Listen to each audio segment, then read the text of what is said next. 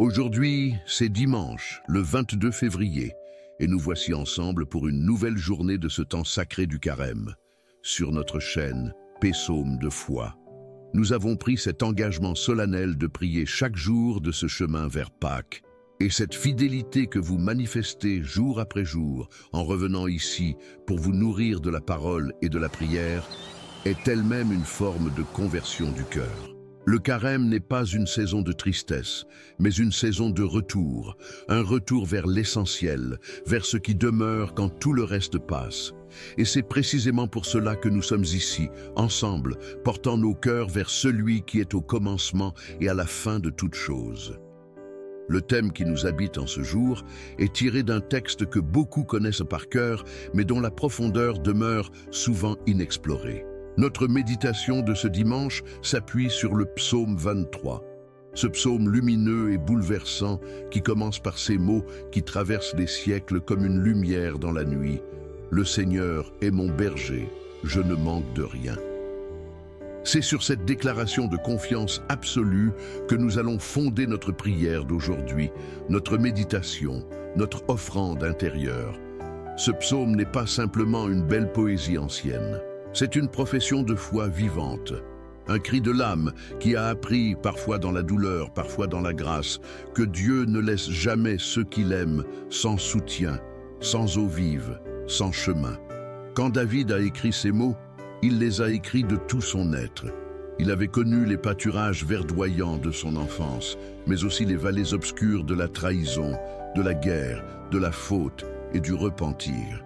Et pourtant, dans toutes ces traversées, une certitude s'était gravée au fond de lui comme une encre dans la pierre. Le Seigneur était là, pas seulement dans les jours de lumière et de victoire, mais aussi et surtout dans les jours de ténèbres et d'épreuves. C'est ce que nous méditons aujourd'hui, c'est ce que nous déposons au cœur de notre prière de Carême. Dieu est berger. Cette image peut paraître simple, presque trop simple pour nos esprits habitués à la complexité. Mais c'est précisément dans cette simplicité apparente que se cache une révélation extraordinaire. Un berger ne conduit pas son troupeau depuis un trône lointain.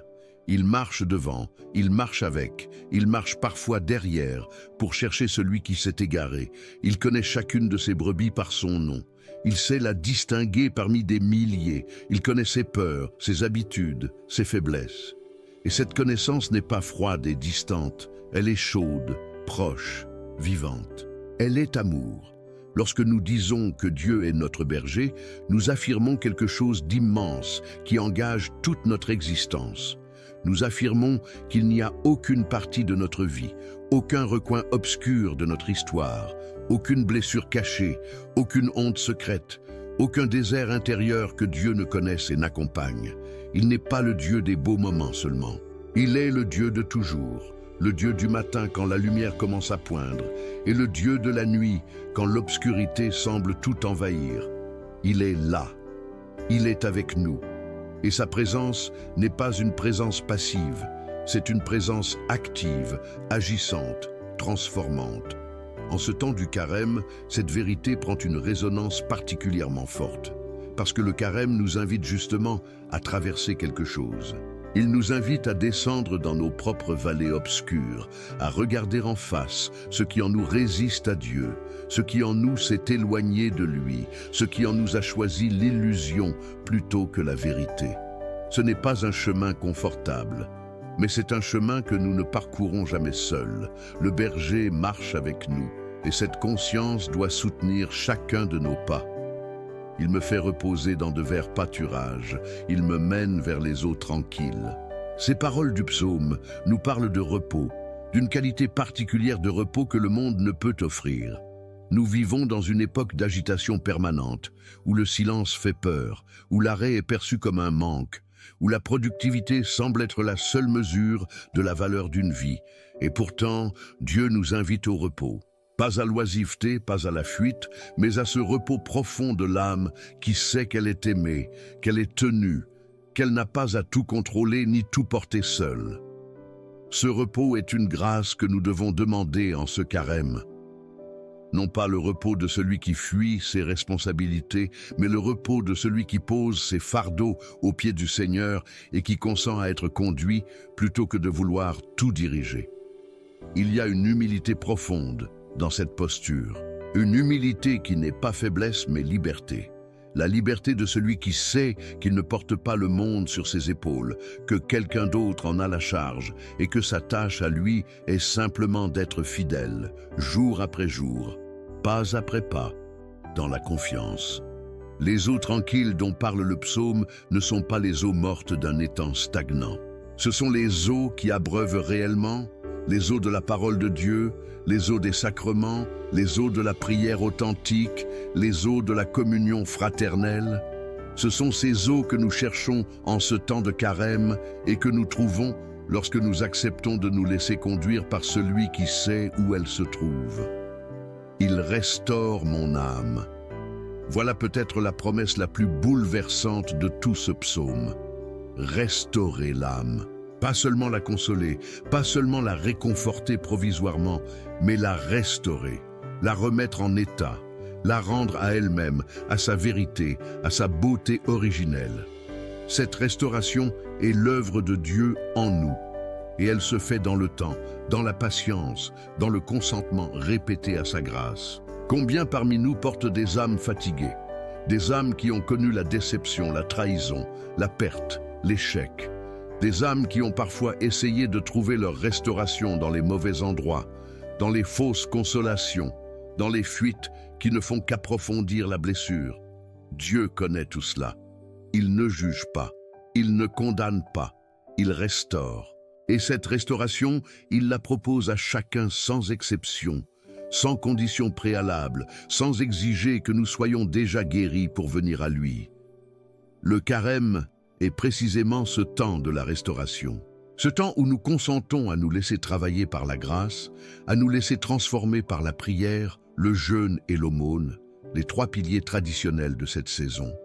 Non pas comme des obligations contraignantes, mais comme des chemins de liberté, des espaces où l'âme peut enfin respirer pleinement, lâcher ce qui l'alourdit et se laisser reconduire vers sa source.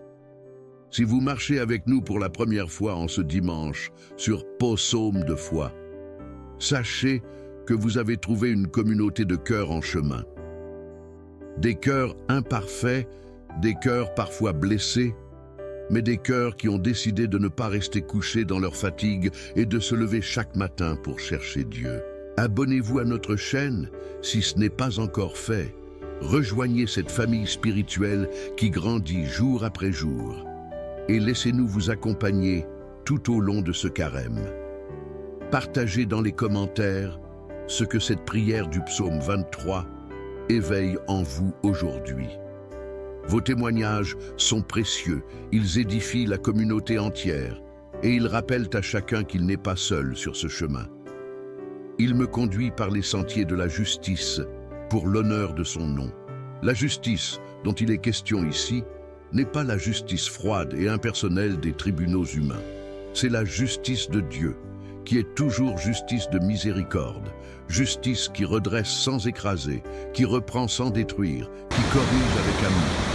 Et Dieu nous conduit par ces sentiers, non pour sa propre gloire au sens d'un ego divin à satisfaire, mais pour l'honneur de ce qu'il est réellement. Amour, vérité, vie. Quand nous marchons dans ces sentiers de justice, nous devenons témoins de qui il est. Notre vie devient une révélation vivante de sa bonté, et cela dépasse infiniment le cadre de nos propres mérites ou capacités. Ce n'est pas parce que nous sommes parfaits que Dieu nous conduit ainsi. C'est parce qu'il est fidèle, même quand nous sommes infidèles. C'est parce que son nom, sa nature, son être même, est de ne pas abandonner ceux qu'il a choisis. Cette réalité doit nous remplir d'une humble confiance, non pas d'une confiance orgueilleuse qui présumerait de notre sainteté, mais d'une confiance humble et solide qui s'appuie non sur nos forces, mais sur les siennes. C'est lui qui conduit, c'est lui qui connaît le chemin. Notre rôle est de consentir à le suivre, même quand le sentier est étroit, même quand la nuit tombe, même quand nous ne voyons pas où nos pas nous mènent. Même si je marche dans la vallée de l'ombre de la mort, je ne crains pas le mal, car tu es avec moi. Ces mots atteignent quelque chose de très profond dans la condition humaine. Nous connaissons tous, à des degrés différents, ces vallées obscures, ces périodes de la vie où la lumière semble avoir disparu, où la souffrance s'installe, où la mort approche, que ce soit la mort physique ou cette mort symbolique que représentent certaines épreuves dévastatrices, la perte d'un être aimé, une maladie grave, une rupture qui brise ce qu'on croyait indestructible, une solitude qui pèse comme une pierre sur la poitrine. Et pourtant, dans cette vallée même, une présence se manifeste. Tu es avec moi. Modin, ce n'est pas une promesse d'absence d'épreuve. Ce n'est pas la garantie que tout ira bien selon nos désirs humains. C'est quelque chose de bien plus profond et de bien plus réel. La garantie que nous ne traverserons jamais rien seuls. Que dans les pires moments, dans les nuits les plus noires, dans les heures où nous n'avons plus même la force de prier, Dieu est là, silencieux peut-être, mais présent, portant ce que nous ne pouvons plus porter, tenant ce que nous n'avons plus la force de tenir. En ce temps de carême, nous portons nos propres vallées obscures, nous les portons dans la prière. Nous les offrons au Seigneur non pour en être immédiatement délivrés, mais pour les traverser avec lui, transformés par cette traversée elle-même en quelque chose de plus profond, de plus vrai, de plus libre. Ta houlette et ton bâton sont là pour me consoler. La houlette et le bâton sont les outils du berger. La houlette pour guider et rassembler, le bâton pour protéger et défendre. Dans la vie spirituelle, ces deux instruments représentent les deux faces de l'action divine.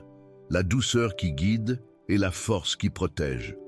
Dieu n'est pas seulement tendresse passive. Il est aussi gardien actif, défenseur vigilant de ceux qui lui appartiennent. Nous avons besoin de cette double réalité. Nous avons besoin d'être guidés avec douceur dans les chemins de la conversion, de ne pas être écrasés par nos propres manquements, d'être relevés avec miséricorde quand nous tombons. Mais nous avons aussi besoin d'être protégés, défendus contre les forces qui cherchent à détruire notre vie spirituelle, à nous éloigner de Dieu, à nous faire croire que nous ne sommes pas aimés ou que le pardon n'est pas possible pour nous. En ce carême, invoquons cette double protection. Laissons-nous guider par la houlette de la miséricorde divine et confions-nous à la protection du bâton de sa puissance. Rien, absolument rien, ne peut séparer de son amour ceux qui consentent à marcher avec lui. Présentons maintenant nos intentions en ce dimanche de carême. Chacun porte en son cœur des besoins, des blessures, des personnes aimées pour lesquelles il prie, des situations qui semblent sans issue, des espérances fragiles qui tremblent comme une flamme dans le vent. Offrons tout cela au Seigneur notre berger. Il connaît chaque nom, il connaît chaque douleur, il reçoit chaque prière avec une attention infinie. Nous pensons à ceux qui traversent en ce moment leur vallée la plus obscure, à ceux qui ont perdu foi en eux-mêmes et peut-être en Dieu, à ceux qui souffrent dans leur corps, dans leur âme, dans leurs relations. Nous les portons dans cette prière comme le berger porte sur ses épaules la brebis blessée. Et nous confions à Dieu toutes ces vies avec la certitude que sa tendresse est plus grande que toutes nos souffrances réunies. Par le signe de la Sainte Croix, Seigneur notre Dieu, délivre-nous de nos ennemis et de tout mal. Au nom du Père, du Fils et du Saint-Esprit. Amen. Soyons sobres et vigilants. Notre adversaire, le diable, rôde comme un lion rugissant, cherchant quelqu'un à dévorer. Résistons-lui, fermes dans la foi, sachant que nos frères dans le monde entier traversent les mêmes épreuves. En ce dimanche, je me lève dans la force du Seigneur mon berger. Je me lève en invoquant la très sainte Trinité, dans la foi trinitaire qui professe l'unité du Créateur de toute créature.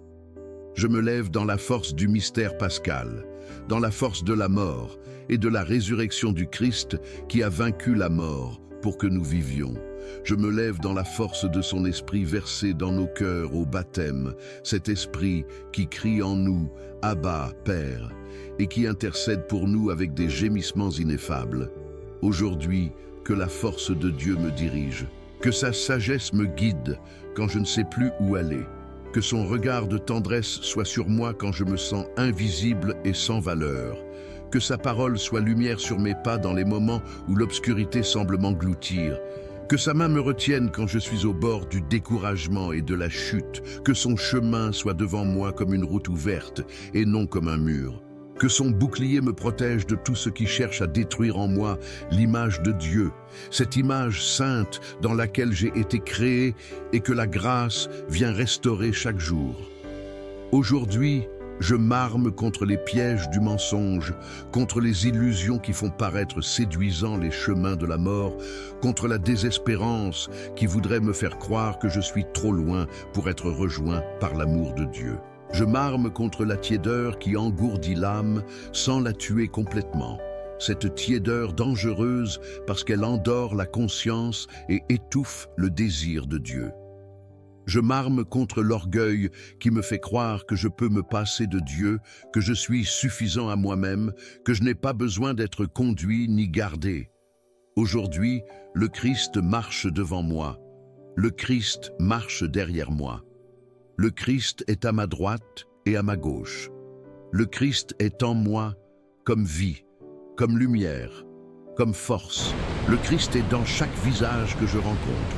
Le Christ est dans chaque parole de vérité que j'entends. Le Christ est dans chaque acte de charité qui me touche ou que je pose. Le Christ est dans le silence de la prière et dans le bruit du quotidien. Le Christ est présent en tout et partout, et cette présence universelle est la réalité la plus profonde de toute existence. Que par l'intercession de la bienheureuse Vierge Marie, de Saint Michel Archange et de toutes les armées célestes, les ennemis de mon âme soient dispersés et que tous ceux qui me veulent du mal fuient loin de la lumière de Dieu. Au nom du Père, du Fils et du Saint-Esprit. Amen. Le Seigneur est mon berger, je ne manque de rien. Sur des prés d'herbes fraîches, il me fait reposer. Il me mène vers les eaux tranquilles et restaure mon âme. Il me conduit par les sentiers de la justice pour l'honneur de son nom. Même si je marche dans la vallée de l'ombre de la mort, je ne crains pas le mal, car tu es avec moi. Ta houlette et ton bâton sont là qui me consolent. Tu prépares la table pour moi en face de mes ennemis. Tu répands le parfum sur ma tête, ma coupe est débordante. Grâce et bonheur m'accompagnent tous les jours de ma vie. J'habite dans la maison du Seigneur pour la durée des jours. Psaume 23. Amen. Je vous salue Marie, pleine de grâce. Le Seigneur est avec vous.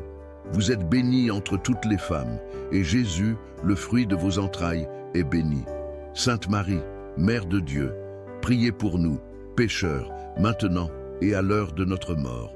Amen. Ô Marie, conçue sans péché, priez pour nous qui avons recours à vous, et pour tous ceux qui n'ont pas recours à vous, spécialement pour les ennemis de la Sainte Église, et pour tous ceux qui vous sont recommandés.